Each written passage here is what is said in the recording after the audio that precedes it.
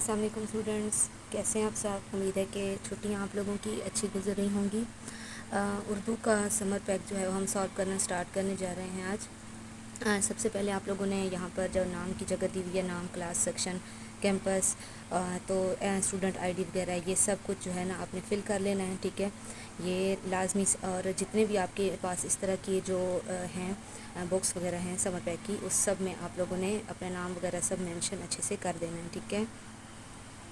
اس کے بعد ہم اپنی سرگرمی نمبر 1 جو ہے وہ سٹارٹ کرتے ہیں۔ تاریخ آپ لوگوں نے لکھ لینی ہے، اور جو بھی سبجیکٹ ہیں اسی کے اکارڈنگ آپ نے تاریخ لکھ لینی ہے۔ جیسے اردو کیا ہے، اسلامیات کا ہے، تو اس کی اردو میں تاریخ لکھیں گے، ورنہ باقی جو ہے انگلش وغیرہ کے، ان میں آپ نے انگلش میں جو ہے وہ ڈیٹ رائٹ کر دینی ہے، ٹھیک ہے؟ اوکے، سرگرمی نمبر 1 ہے ہمارے پاس کہ پڑھائے گئے اسباق میں سے الفاظ و محاورات تلاش کر کے انہیں حروف تہجی کی ترتیب سے لکھ کر لغت کی مدد سے ان کے معنی لکھیے اور انہیں جملوں میں استعمال کریں، ٹھیک ہے؟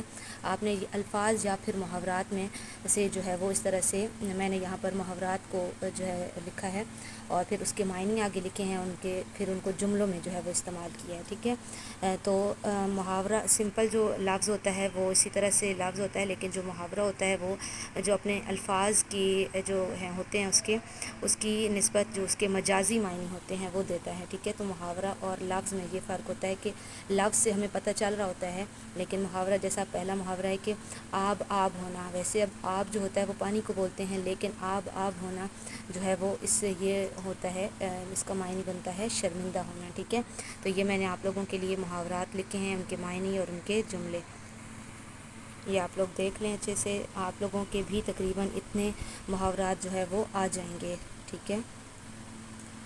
اوکے، اس کے بعد سرگرمی نمبر 2 ہے ہمارے پاس کہ آپ لوگوں نے اسباق میں جتنے بھی ابھی تک آپ لوگوں نے سبق پڑھے ہیں اس میں سے مذکر اور مؤنث جو ہے وہ تلاش کر کے ان کو ان کے متعلقہ کالم میں لکھنا ہے۔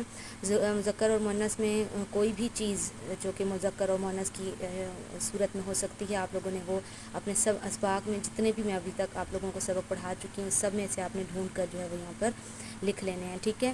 اس کے بعد نیچے جو ہے وہ آپ کے پاس کچھ جملے ہیں جن میں سے آپ اگر وہ مذکر کی شکل میں ہیں تو مؤنث بنا کے لکھنا ہے، اور اگر مؤنث ہے تو وہ مذکر کی صورت میں لکھنا ہے، ٹھیک ہے؟ اب جیسے پہلا ہے کہ درجن کپڑے سی رہی تھی، ٹھیک ہے؟ تو یہاں پر درجن کے بجائے ہم کیا کریں گے کہ درزی، لیکن باقی جملے میں بھی مکمل تبدیلی بھی کریں گے کہ درزی کپڑے سی رہا تھا، ٹھیک ہے؟ اسی طرح ہے کہ تایا نے مجھے تحفہ دیا تو تائی نے مجھے تحفہ دیا، اس جملے میں باقی جو ہے وہ کوئی بھی تبدیلی نہیں ہوگی، ٹھیک ہے؟